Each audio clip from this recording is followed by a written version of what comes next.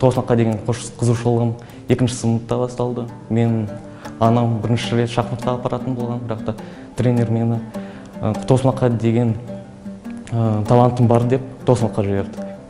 Тоғызқұмалаққа бірінші рет барған кезде өзіме де ұнады, өте қызықты ойын екен.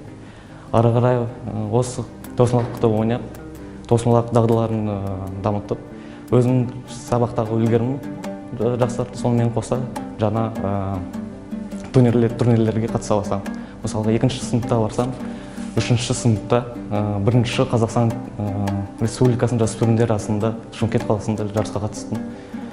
Блицтен 3-ші орын алған болатын. Ары қарай Семейде және Павлодар облысында 3-ші орын алған болатын.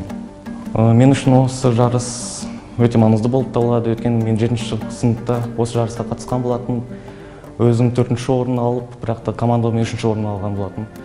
Ендігі рет мен 1-ші орынды аламын деген үміттемін. Себебі осы мектепте мен дайындығым өте жақсы деп ойлаймын, өйткені аптасына 2-3 рет барып жүремін.